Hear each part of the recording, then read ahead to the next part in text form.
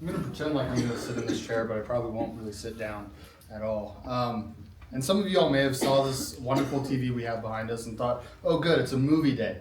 No, not this morning. This morning, I thought of showing a little clip from one of the Veggie Tales about Joshua, but then I thought, you know what, I really don't want that song that they play stuck in my head all week, because I just got it out. And so I thought, yeah, we probably shouldn't do that this morning. But this morning we're going to pick up where we left off last week, and we'll be in Joshua chapter 3 and 4 this week. But before we get there, I want to ask you this. How do we tell the next generation about God? For me, this question's kind of been on the top of my mind because I'm going to grad school at the Harding School of Theology, and their, theme for chapel has been, how do we tell the next generation? And they come out of Psalm 145, and it's this idea of, okay, so how do we instruct the next generation? What do we do? And for them, it's been a little hard because for the first time in 70 years, they will be moving the grad school back from Memphis, Tennessee to Searcy, Arkansas. And so part of it is, how do we tell the next generation what it was like to have a school in Memphis? What was it like to have an independent group where it was just a grad school on its own that was able to do work in Memphis, Tennessee? And how can we tell them about the blessings the school has offered in the community? But I think also we need to be thinking about how we tell the next generation about what happens here in our buildings, in our churches, in our small groups, our Sunday night services. How do we tell the next generation what we have done here was like and what God has done through our lives? Because if the pattern continues, this room will probably not be here in 70 years because we'll tear it down, build on another extension, or we'll change something about it, or there'll be this or that. And so what do we tell them about this Bible class? How do we tell the next generation about the friendships you guys have made in here? The ways that God has moved through here, this class? How do we tell them about the things that happened generations ago, that when you were the young adult class? And I know some of you still would consider yourselves the young adults in Green Lawn, but I'm sorry to burst your bubble. You guys are now the oldest young adults in our congregation. I think we knew that. I'm sure you did. Yeah. But what are those things that we tell the next generation? What are the things we point at? And I want us to spend some time this week thinking about those things, because not only do we need to tell them what God has done or what God is doing, but we also need to tell them what God will do, what God has promised us. And so with that, let's start off in chapter 3. Jim, since you have already chimed in, would you be willing to read chapter 3, verses 1 through 6? I will try to do my best. Early in the morning, Joshua and all the Israelites set out from Shittim and went to the Jordan, where they camped before crossing over. After 3 days, the officers went through the camp, giving orders to the people. When you see the Ark of the Covenant of the Lord your God and the Levitical priest carrying it, you are to move out from your positions and follow it. Then you will know which way to go, since you have never been this way before. But keep a distance of about 2,000 cubits between you and the ark, and do not go near it. Joshua told the people to consecrate themselves, for tomorrow the Lord will do amazing things among you. Joshua said to the priests, take up the ark of the covenant and pass on ahead of the people. So they took it up and went ahead of them. All right, thank you. So here in chapter 3, we begin in a familiar place for the Israelites. Shittim is kind of that weird, they keep coming back to it. It's I guess, I'm trying to think of how to describe it. It is a city on the plains of Moab. It is in a valley. We see in Numbers, they come to Shittim once or twice before they seem to camp out there at the end. Just because, well, it makes sense. It's the river is not too far away. You have fresh water in the Jordan. You have a mountain up top, and really, it's in a location where, unless someone's crossing the mountains, they have to cross this river to get to you. So you're somewhat insulated from any threats. But we're in a familiar place, and they've been camping. I don't know about you guys, but I've always thought, surely they're not truly wandering for 40 years. Like, if I had to pick up and move every day for 40 years, eventually I would start to think, these tents could stay here for maybe like 2 or 3 days before we have to move them, right? I don't have to keep packing my bag. I think of a time when I was an intern at a church in Oregon, and we went on a backpacking trip with just some of the young men and a few of the area congregations. And we go up on this mountain, and the worst part of the trip was not pulling out the tent. It wasn't sleeping on the hard ground. It was then the morning after, as you didn't sleep super great, trying to roll and fit everything back into this backpack that somehow you got it in the first time.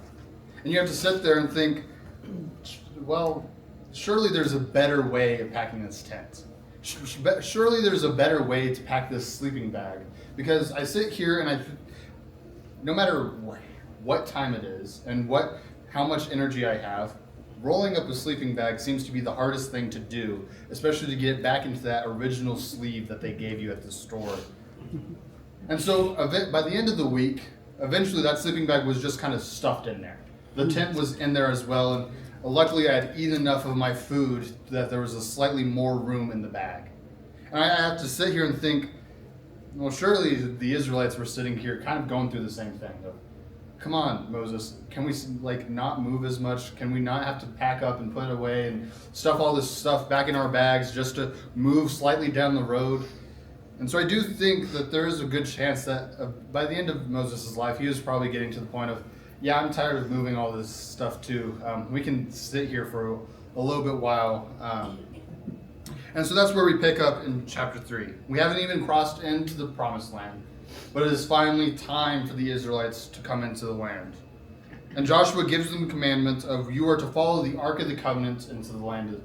And picking up in verse 7, we see, the Lord said to Joshua, today I will begin to exalt you in the name and in the sight of Israel, that they may know that as I was with Moses, I will be with you. And as for you, command the priests to bear the Ark of the Covenant. When you come to the brink of the waters of the Jordan, you shall stand in the Jordan. And Joshua said to the people of Israel, come here and listen to the words of the Lord your God. And Joshua said, here is how you shall know that the living God is among you, that he is without fail, and will drive out before you the Canaanites, the Hivites, the Hittites, the Perizzites, the Girgashites, the Ammonites, and the Jebusites. Behold, the Ark of the Covenant of the Lord of all the earth is passing before you in the Jordan. Now, therefore, take 12 men from the tribes of Israel, from each tribe a man. And the soles of the feet of the priests bearing the Ark of the Lord of all over the earth, shall rest in the waters of the Jordan. The waters of the Jordan shall not be cut off from the flowing, and the waters coming down shall stand in one heap. Now, I'm sure these priests were godly men, and I'm sure that they knew what God had done, or at least had been taught some form of what happened at the crossing of the Red Sea. But I'm sure there's also some part of them that's like, wait, you want us to carry this big, heavy box that's laden with gold and is filled with these stone tablets that Moses carved for us, that God is supposed to be standing on top of? Joshua, you're saying that we need to carry it into the middle of the river, and then God will stop the water. I didn't notice this before, but in the prep class it was brought out of, it's not said that the water will be stopped before the priests get into the water. It's as they're getting into the water, the waters will be stopped. And so I'm sure there's also some of them that are like, Joshua, you're telling me I have to walk around with wet clothes all day? Because sure, God will slowly stop up the water, but I'm going to get wet. This is the Jordan River we're talking about, Joshua. What are you saying we are to do? And I think it's a point that it does mention it later, but in chapter 3, and I could read it now, but I think we can wait.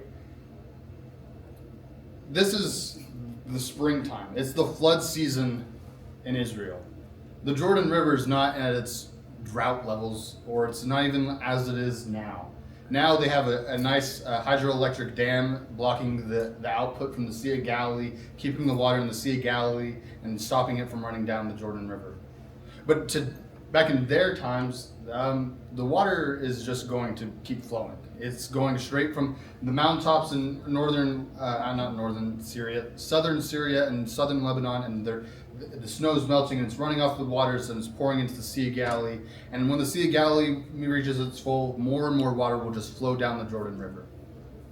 And during this flood season, this portion of the river, right outside Jericho, can reach depths of 17 plus feet and can be as wide as 100 feet across.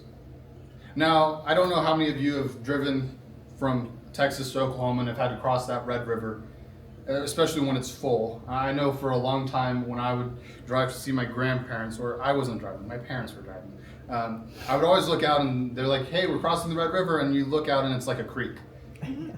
Well, one of those summers, I eventually got to cross when it was flood season. And it was about 100 feet wide, and I'm not sure how deep it is. When you're crossing a bridge, you're like, yeah, there's water down there. It could be an inch deep, it could be 3 feet deep, it could be 17 feet deep. But it's about that same width and same depth as if you were to be told, all right, now you're going to have to go and walk across this river. And I'm sure pioneermen did do this. They had to cross that river eventually. But there was still that idea of, I'm not just walking, carrying it all on my back. I'm not loading myself up, and I'm not wearing my heavy clothes today. I'm wearing my light clothes, so if it gets wet, it's not weighing me down anymore. And this is a flowing river, and so there's ways to avoid it. And Joshua's not giving them a ways to avoid it. He's saying, all right, we're packing everything up, and we're going to cross this river. Surely someone has to be sitting there saying, Joshua, what are you doing?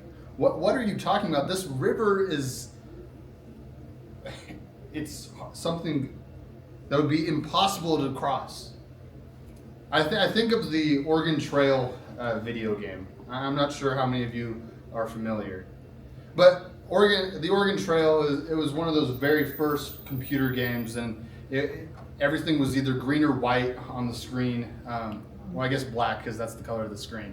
But so you had 3 colors, and it wasn't very technical, and it wasn't really super heavy. And I don't know about, I could never figure out the hunting part, so my crews often died before winter. But there's always this part where, if you think about the American landscape, the Oregon Trail crossed several rivers. You have the Missouri, the Arkansas, the Mississippi, all of these rivers, and you get into the Snake River and the Columbia River, and every time you had to cross one, you had 3 options, but there were never good options. It was, well, we could load everything up on our little trail wagon and turn it into a boat. Well, what good is that going to do? That's going to harm the trail wagon. Or, well, what if we just all trudge through it all full steam ahead? Well, so then someone's going to be lost and float down the river, and, well, sorry, they died. Let's just try and wait for it the floods to go down. And it never worked. The floods would always come higher, and then you would have lost time, and then you still have to pick one of the other 2 options. And they weren't good options. And I think here, us humans may have started thinking, all right, so Joshua wants us to cross this river. Do I put all my stuff on my top of my body to where, yeah, my feet will get wet, but then I can keep all my stuff dry. And then they're probably also thinking, well, no, because then if I put too much weight, then my legs will be too weak and the water will sweep under me and wash me away. And then you start thinking all these things and they're missing the point. Because surely someone there has to be saying, God's done this before. He's done this on a grander scale. Do you not remember how we got to the wilderness? We crossed the Red Sea. We were led out of Egypt. Do you not remember this? Well, there's a good chance they don't. Because as we know, the Israelites here, all of them are 40 years and younger except Joshua and Caleb. Because those who were led out of Egypt were unfaithful. They wanted to return to Egypt several times because surely you've brought us out here to die, Moses. What good have you done? And Moses was going to be that last true remnant, and then even Moses messed it up. Moses let his anger control him and decide what he was going to act. He wasn't trusting in God. And so you have to think all of the gray hairs, I guess, all the people like you in the Israelites' congregations, not trying to put you guys down. I don't mean it that way. But the ones who are wiser, who would have known better, who know the stories, who's witnessed the miracles, they're not there to tell the younger generations. They're not there to teach the children the story of the Red Sea in this moment. Or to say, guys, it wasn't that long ago that God did something like this. We can think of the things that we, I guess, memorialize here in our church. The things that we all have memories of where we were at when this thing happened. When so-and-so got hired, or when this sermon happened. I remember what was happening, and I remember what the call to action was, and I remember this, and so I know when it comes up again, how to handle it. Right? I'm sure all of us, not just the people in this room who are wiser and more experienced than the young people like me, but even the young people like me, we all remember what happened in COVID, right? It's pretty hard to forget what happened in COVID. It's pretty hard to forget all the ups and downs that brought with us. But it's also interesting to think that in 10, 20 years, there'll be a whole nother group that has no idea what happened during COVID. Because they were kids. They were babies. What did a baby know about COVID? They are just now barely starting to talk. They don't know what a mask was. They don't remember anything like that. And so for them, if, say, another pandemic like COVID, not wishing a pandemic like COVID happens again, but say there's this outbreak and it's really scaring these kids, aren't we there as saying, whoa, whoa, whoa, whoa, whoa, whoa. We remember what it was like. We remember these things. And that's what the Israelites have to be retaught by Joshua in this moment. God has led us through the Red Sea. I don't know how many of you know geography that well, but you think 100-foot wide river is big. The Red Sea is a sea, and so it's because it's connected to the ocean, and it would have been 2 or 3 or 4 times as wide, depending on what time of the year it was that they were crossing. And not only that, it's deeper than 17 feet. Sure, it may be a steep down and up again to the lowest point in this river valley, but the Red Sea, you're walking on the bottom of what is almost the ocean. You're walking down and you're having water as walls on the side of you. It is a miraculous sight. How have you already forgotten this, you Israelites? And as we continue in chapter 3, and starting in verse 14, so the people set out from their tents over the Jordan, and the priests bearing the ark of the covenant before the people. And as soon as those bearing the ark had come as far as the Jordan, and the feet of the priests bearing the ark were dipped in the brink of the water. Now the Jordan overflows its brinks during the times of harvest. The waters coming down from above stood up and rose up in a heap very far away, at Adam, the city beside Zeran, and those flowing down towards the Sea of Arabah, the Salt Sea, were completely cut off. And the people over opposite Jericho. Now the priest bearing the Ark of the Covenant stood firmly on dry ground in the midst of the Jordan. And all of Israel was passing over on dry ground until the nation finished passing over the Jordan. The actual event of the crossing of the Jordan is a little bit different than that of the Red Sea. I think it's interesting that it's not the waters are split. It's just stopped on one side. It's building up in a heap. Well, surely that has to be a sight to behold. How is water standing up? If I were to pour out my water right here, it's not standing up unless it's frozen. And why would it be frozen? We're inside, it's room temperature, and even outside, it's not cold enough to freeze. Even in the springtime in Israel, it's never cold enough to freeze anything on the Jordan River. There's no miracle that can be like this, that it can be, or no. There's nothing that can explain away this miracle. There's not some earthquake that redirected the water for a time. There's nothing that, there isn't like a boulder that fell, or I guess it would be a meteor if it fell from space. But there was nothing that fell into the Jordan and diverted the river. The river was physically held up on one end, far away from where the people even were. But as we saw last week, the people of Jericho are watching.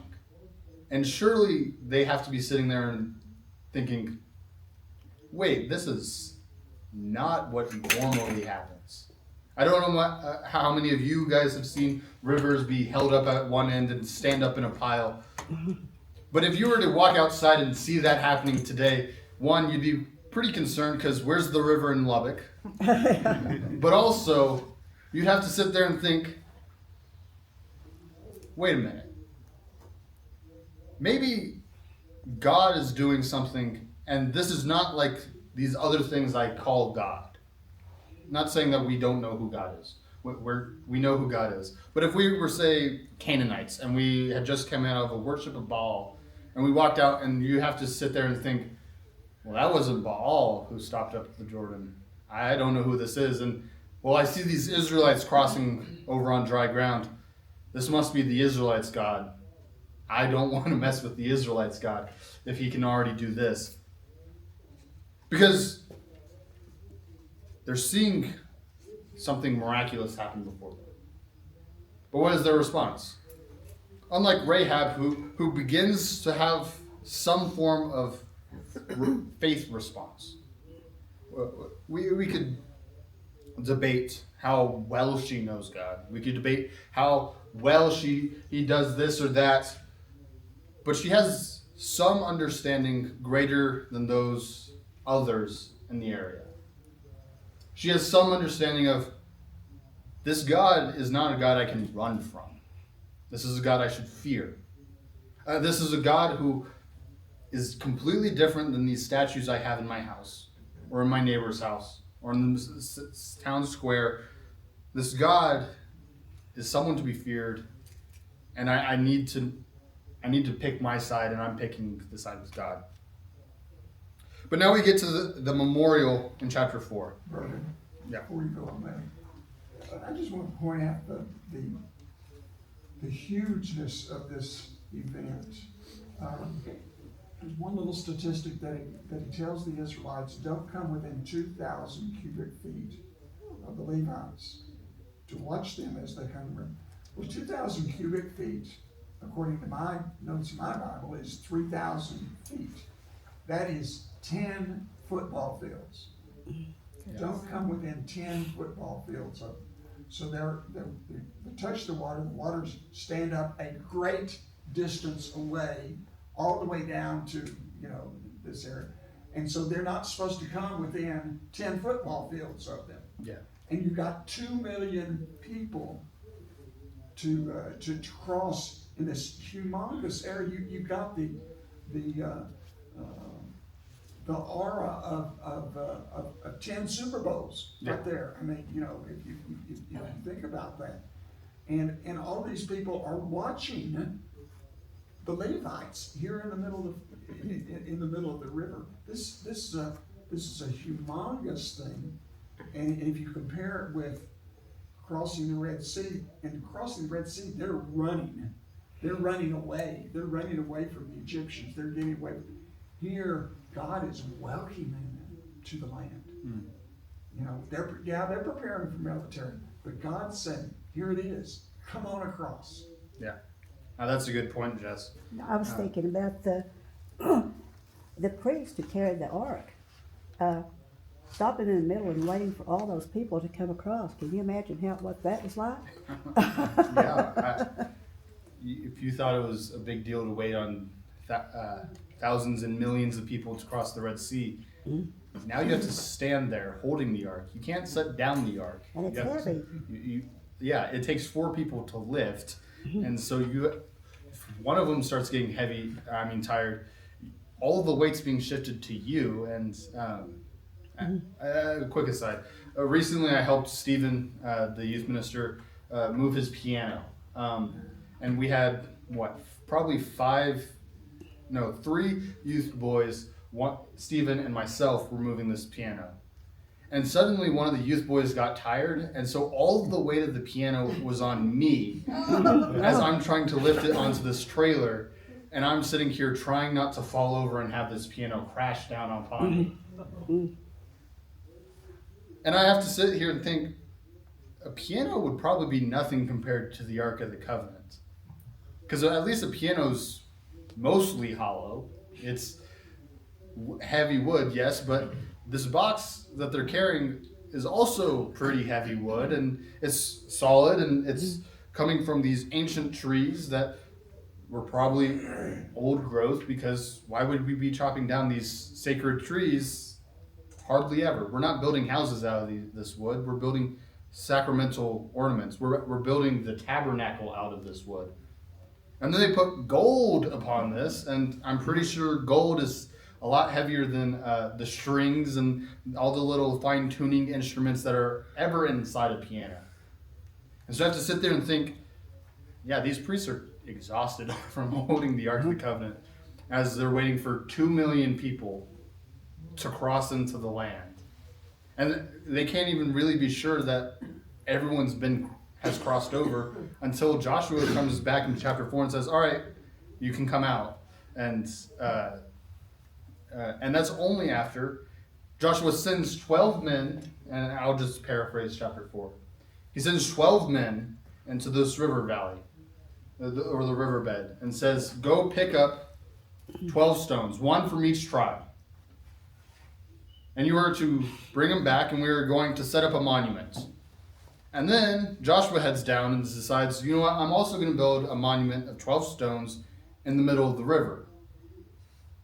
Well, that surely is going to have to take some time, because you have to find probably 12 volunteers who are willing to go back down into the river and find these giant stones. These aren't pebbles. These aren't little gardening stones that we could find. Boulders. They're boulders. They're the size of at least turkeys, if not bigger. And I'm sure if you brought back a boulder the size of a turkey, someone's sitting there like, what is this guy doing? Like, he doesn't think this was a big enough miracle to warrant a bigger stone to bring back.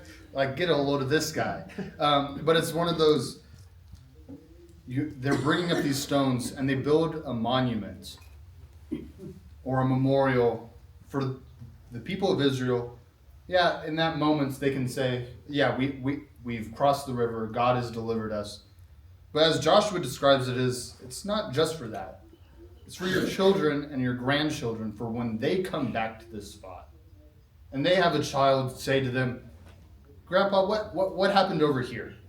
Why do we have these 12 giant stones set up here? Well, it's so we can tell the next generation about what God has done. God promised the Israelites that they would be able to cross into this promised land. God has made promises to us as well.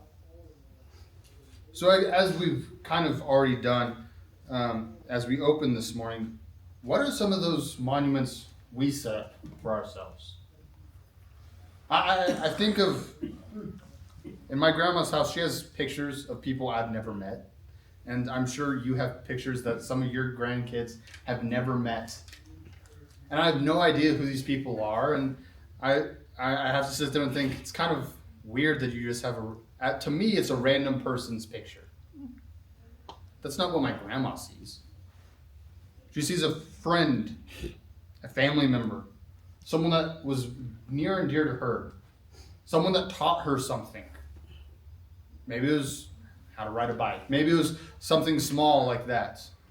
Maybe it was something bigger. Maybe it's something about who taught them to read the Bible. Or who taught you about God. Who baptized you. Who did this, who did that. I think, and I'm kind of glad that we still have the wall up, at least for this week, because we built those little bricks, almost 2 months ago. And we put it in that wall, and it's down in the foyer. And it's kind of our monument of reminding ourselves of what has happened here at Greenlawn. Now, it's not as permanent as probably these 12 stones are. The author of Joshua seems to indicate, yeah, the stones are still standing today. I don't know if that's true still today. But at least when the author of Joshua is writing this down, he is saying that monument still stands. We have those bricks. Those bricks are probably not going to stand for years upon years. The tape or the glue will eventually wear out. The cardboard will start to fall apart because it's cardboard. But that doesn't change anything about what has happened here at Greenlawn. We have our monuments that we have set up. We could also think about the pictures of the girls that we lost in the bus accident. Sure, it's a slightly different memorial. It's one that hurts a little bit more to be reminded of. But if we take a step back, was God not working through that? Could that not have been a worse accident than it was? Could it have been a moment in which Greenlawn fell apart at the seams because it struck us to our core? And yet we stood together because God kept us together. How many people heard the name Greenlawn Church of Christ on the news, in the paper, because of what happened? How many people at least heard a message about who Christ was? What Christ has done here? I want us to never lose sight of those memorials, those markers. Because what has happened here is a testament to what God has done. And God has done great things for all of us. But even today, Heath is preaching about what God is doing. God is still doing things because of what we are doing here. We are sending money to Rwanda and Uganda and to Mexico and to all of the different places, to Leicester, to all of these AIM students. We're supporting them. We're supporting all of these different types of missions. God is still doing things through us. And God will continue to do those same things. God has not stopped His work among us. Now, I mentioned this last week, and it is kind of a weird transition to make from what that last point I made was. But choose this day who you will serve. I'm still working on what to actually call this section of the lesson. It's not an explicit choice, but as we kind of already alluded to, they had to make a leap of faith in crossing the Jordan. Because nothing really made sense when Joshua said, yeah, we're crossing the Jordan, you're going to walk through it. Let's go. Well, that doesn't make sense. Surely there has to be someone sitting on the side saying, I don't really want to just start blindly walking into this river. But there is no account of someone who was dragging their feet through this? No, it seems to be that everyone made the leap of faith and crossed the river. No one pulled Joshua aside and said, I really don't want to do this, Joshua. No, they made the leap of faith. They chose to trust in God instead of trusting in what they could see and what they knew was the law of nature. They trusted in God because God controls nature. God created nature. And so this morning, I want to leave you with that. I don't know if it's the greatest point to leave off, but God also pointed them to a leadership that day. yeah. God gave them the strength. God gave them something to look at, to know what to choose. Verse 14 of chapter 4 says that that day the Lord exalted Joshua in the sight of all Israel. And they stood in awe of him all his days, just as they had in awe of Moses. This was before they actually crossed the Jordan. Sure. God gave them something to choose from. And I think God gives us some things today to choose. Absolutely. Like that too. Yeah. Well, thank you guys. A couple more chapters next week, Bergan? Yes, it'll be chapters 5 and 6. Okay. So Thank you. we'll get to the Battle of Jericho, if you can call it that. Yes.